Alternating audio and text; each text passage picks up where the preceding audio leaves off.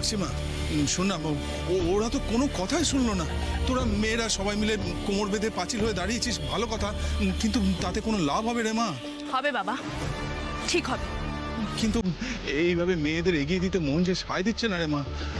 যদি ধাক্কাধাক্কি মারামারি এইসব কিছু হয়, কারো যদি লেগে টেগে যায়, তাহলে তো আমরা নিজেদের ক্ষমা করতে পারবো না। এসব একদম ভাববে না তো বাবা।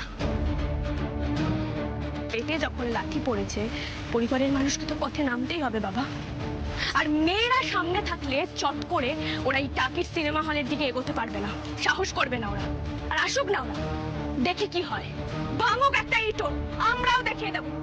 বলে সবাই, পথে নেমেছে মার বোন চাইতে ন্যায্য ক্ষতিপূরণ। পথে নেমেছে মার বোন চাইতে ন্যায্য ক্ষতিপূরণ। পথে নেমেছে মার বোন চাইতে ন্যায্য ক্ষতিপূরণ। পথে নেমেছে মার বোন চাইতে ন্যায্য ক্ষতিপূরণ।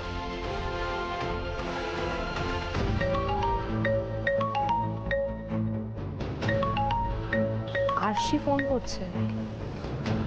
হ্যাঁ আরশি বলো। হ্যাঁ ঋতুদি, বলছি তুমি কি ব্যস্ত আছো? আমার খুব দরকারি একটা কথা আছে। না না, তেমন ব্যস্ত নেই, বলো। শোনো ঋতুদি, আমি এখন টাকি সিনেমা হলের সামনে আছি। এখানে কিছু লোক আসছে এই হলটা ভাঙার জন্য। আমরা তার প্রতিবাদ করছি। হ্যালো, হ্যাঁ হ্যাঁ, আর এখানে না খুব একটা ঝামেলা হবে বলে আমার মনে হচ্ছে। তুমি একটু প্লিজ আসবে কভার করার জন্য।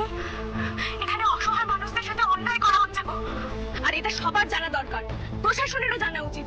তুমি আসলে না খুব উপকার হয়, বুঝলে ঋতুদি? একটু প্লিজ আসবে। কেন যাব না, অবশ্যই যাব।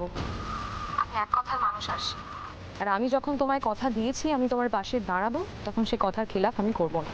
তুমি চিন্তা করো না, আমি অনিচ্ছাকে নিয়ে কিছুক্ষণের মধ্যে টাকিতে পৌঁছে যাচ্ছি। থ্যাংক ইউ ঋতুদি, থ্যাংক ইউ। তুমি এসো, তুমি আসলে ব্যাপারটা বুঝে যাবে। আমি রাখছি। হ্যাঁ ওকে ওকে, ঠিক আছে। হ্যাঁ হ্যাঁ, ঠিক আছে।